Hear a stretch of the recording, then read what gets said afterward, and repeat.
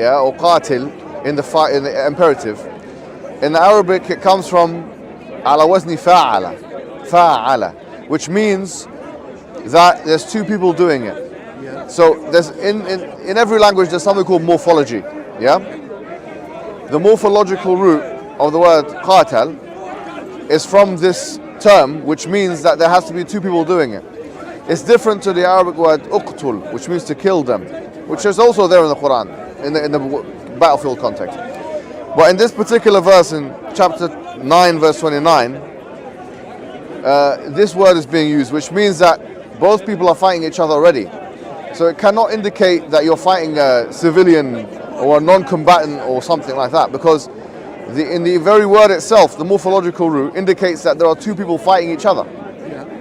So this is, as you've mentioned, it's the battlefield context. It's not a civilian context or a non-combatant context. But it seemed to be a misunderstanding, because she said recently there was a priest who was murdered in Egypt, and that the people who did it may have been motivated by that thing in the Quran. Yeah. Well, I mean, let's think about the general picture, right? The general picture is that Egypt, as you know, I'm from Egypt myself, actually, but Egypt is a country with 10 million Coptic Christians. Okay. Now, if Islam stated, if you want to make a historical argument, the question is, why are there any Coptic Christians there in the first place? Shouldn't they have all been wiped out when the Islamic conquest happened some, 1,400 years ago, at the time of Amr ibn al-As, when he was the commander, he went into Egypt. So the fact that you've got probably as many Christians in Egypt, almost as there are in this country, actually. I said, in this country, it's like maybe 30-40% Christians, that according to the newest Pew research, right?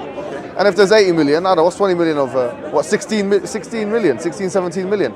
So there's probably a very similar amount of Christians in Egypt as there is in England, which is something historical, something very interesting. In the last 1,000 years, that's never happened. But the fact that you've got that many Christians in Egypt and that they still have their communities is actually a historical proof against those who say that Islam was a religion that came to try and annihilate Christian people and kill them because they're not Muslim. Clearly the Quran doesn't say that. La ikraha fi din. The Quran says in chapter 2 verse 256, there's no compulsion in religion. But more so, even Orientalists admit this. I mean, for example, Thomas Arnold Walker, who wrote The Preaching of Islam, when he's an Orientalist who wrote maybe like 80 years ago or something like that. And he has a chapter dedicated to the conquest of Egypt. And he speaks about that, and he says that basically that the Christians were given their right, that Umar ibn Khattab who was the caliph at the time in the Islamic Empire, had a system to ensure that they were given their rights, and so on.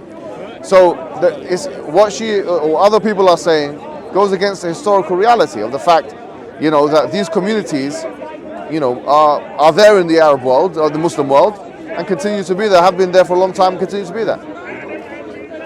You see the point? I do understand. Yeah. So, as you mentioned correctly, if this was true, then it would have been all Muslims would have been doing it to all Christians, especially in Muslim majority lands, right? Yeah, of course. Yes, sir. Okay, thank you. Thank you very much, my friend. Yeah. That was a nice one. That's a good one today.